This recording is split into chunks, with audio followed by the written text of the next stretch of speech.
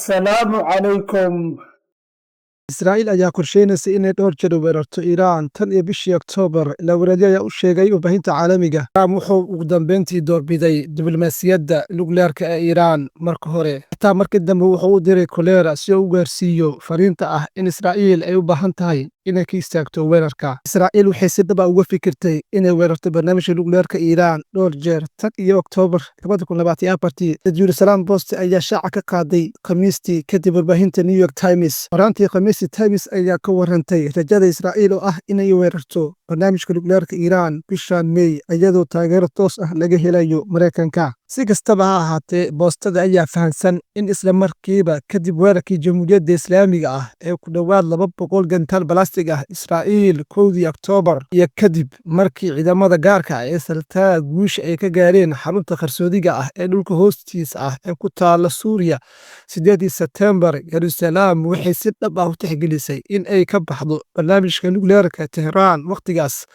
Waqtiga dhabta ah, musharaxa madaxweyne Donald Trump ayaa xitaa ugu baaqay Israa'iil inay tirtirto barnaamijka nukliyeerka Iiraan. Mas-uuliyiin badan oo Israa'iiliyiin ah ayaa aragti ahaan u furnaa fikraddan. Ciidamada cirka aad bay ugu kalsoonaadeen in ka badan sidii hore ay uga bixi karaan howlgalkan oo kale kadib weerar lagu guuleystay Iiraan lagu qaaday Abriil 2024.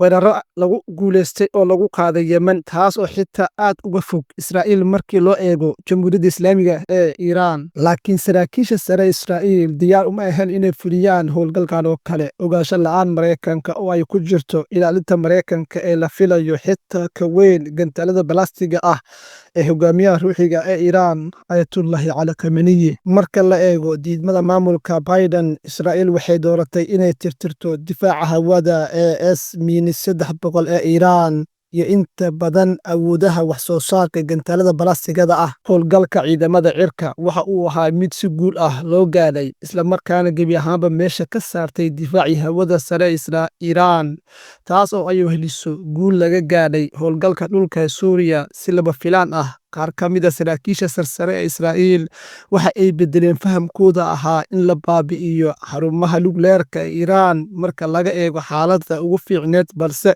calaamado su'aal badan laiska weydiinayay fikradda ah in la samayn karo kalsooni aad u sarreysa. Si kastaba ha noqotee, mar kale saraakiisha Biden waxay dejiyeen calaamad joogsi ah. Mas-uuliyiinta Israa'iil waxay go'aansadeen marka laga eego guusha doorashada Trump inay sugi doonaan inuu galo xafiiska kadib iskuday inay ka iibiyaan weerar bilaha furitaanka. Iskudayo kala duwan oo lagu doonayo in Washington loo soo qaado, sida NYT ay si saxa uga soo warantay. Iskudayo kala duwan ayaa la sameeyey si aan Israa'iil u weerarin Iiraan oo keliya, balse sidoo kale ee Washington la keeno weerarka. Tani waxay ka dhex dhacday mucaaradka qaybo ka mid ah maamulka Trump, kuwaas oo guud ahaan ka soo horjeeda dagaalka, waxayna aad u doorbidi lahaayeen heshiis lala galo Iiraan, gaar ahaan marka la eego xaaladda uu Mareykanku ku jeedi karo dagaal.